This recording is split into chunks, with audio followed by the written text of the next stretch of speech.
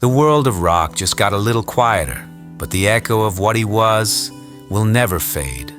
Ozzy Osbourne, the Prince of Darkness, the raspy scream of rebellion, the face that crossed generations, said goodbye on July 22nd, 2025.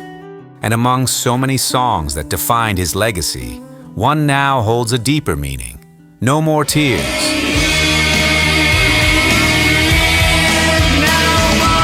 And this time, it's not just a title, it's a painful truth, a song about leaving behind guilt, ghosts of the past, and heading to a place where pain can't reach you anymore.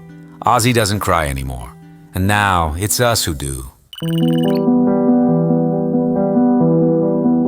Before he became known as the Prince of Darkness, Ozzy Osbourne was just John Michael Osbourne, born in Marston Green, England, on December 3, 1948, a working-class kid, shy, dyslexic. It was through music that he found his voice, a voice the whole world would soon hear.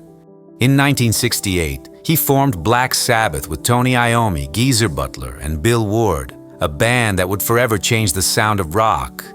Their debut album, Black Sabbath, dropped in 1970, and with it, they pretty much invented heavy metal, heavy riffs, dark lyrics, and Ozzy's sharp, haunting vocals cutting through everything. Albums like Paranoid, 1970, Master of Reality, 1971, and Sabbath Bloody Sabbath, 1973, put the band at the top, and Ozzy is one of the most intense and unpredictable frontmen in history. But chaos off stage followed the success. Ozzy battled alcohol, drugs, emotional instability. In 1979, he was kicked out of Black Sabbath for being, in the band's own words, impossible to work with. Many thought Ozzy's career was over, but that was just the beginning of a new legend. With the help of his wife and manager Sharon Osbourne, he released Blizzard of Oz in 1980, featuring hits like Crazy Train, I'm going off the rails on a crazy train, and Mr. Crowley. Mr. Crowley.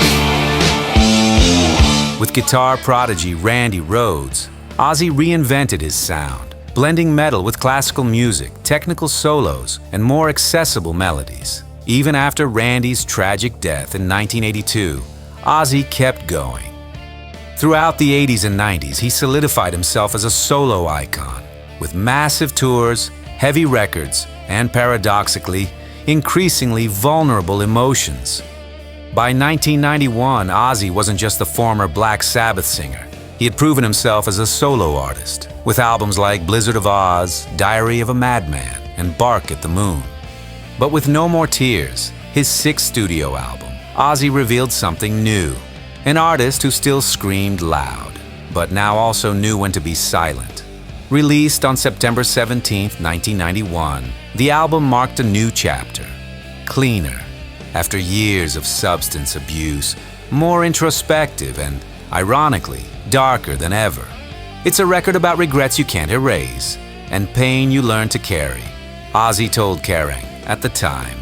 Musically, the album balances metal heaviness with richer melodies, progressive textures, and even epic moments. The lineup was stacked.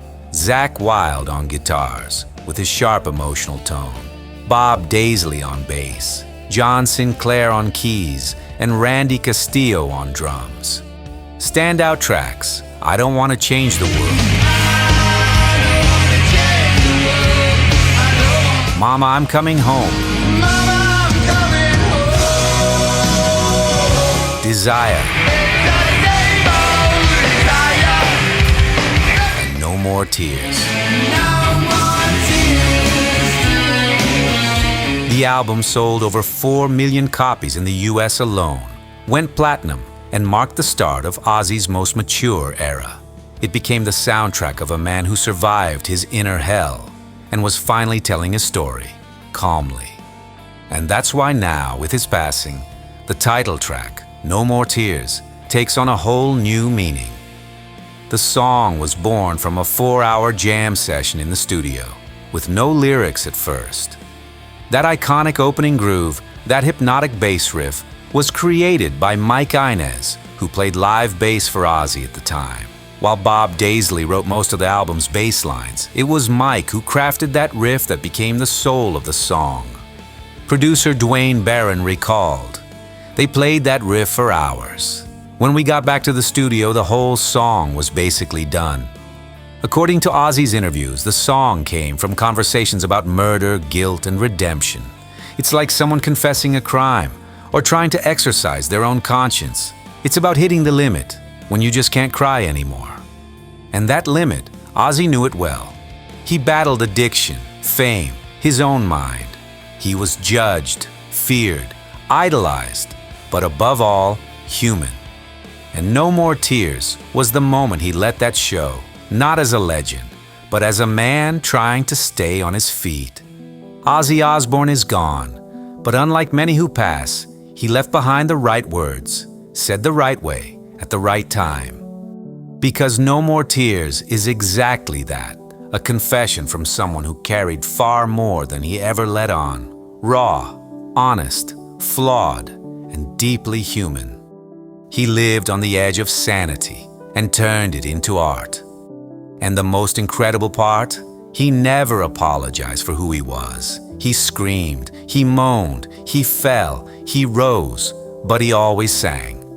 Now Ozzy is at peace, in a place with no vices, no pain, no inner walls, a place where there are truly no more tears.